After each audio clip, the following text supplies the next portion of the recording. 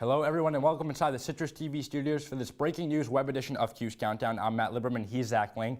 And Syracuse grad transfer Geno Thorpe has reportedly left the program. That came out this afternoon as reported by us at Citrus TV. It was announced by SU men's basketball. In looking at him on the season so far, just 6 points per game, 14 minutes per game. And this comes after a game against Maryland on Monday where he played a season-low 4 minutes. And looking at his role on the team so far, really didn't have one. What is the impact on the team going forward now they only have 3 guards in the rotation?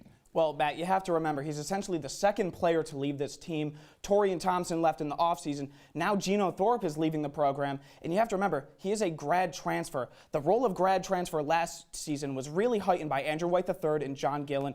Andrew White III led the team in points per game last season. John Gillen replaced Frank Howard in the starting lineup. So a lot of hype created for grad transfers coming into this program.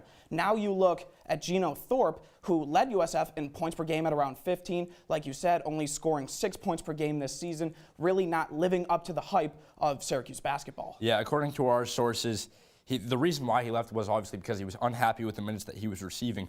But where you have Torian Thompson leaving the offseason, now you have a grad transfer leave just 6 games into the season, and you are heading into Miami to play against Kansas, the #2 overall team in the country.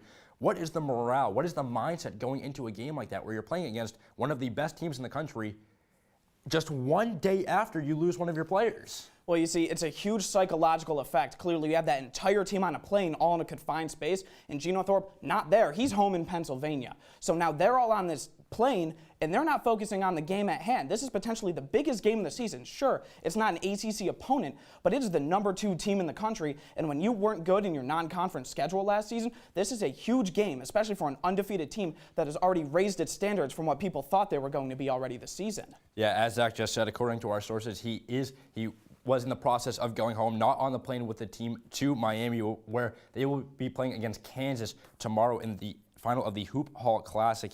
In looking at the season so far, now this leaves just Tyus Battle, Frank Howard, and Howard Washington at the guard position, so not a lot of rotation. We could be seeing some walk-on players there, such as Sean Belby, Adrian Autry as well, possibly, so not exactly the position that Syracuse basketball wants to be in.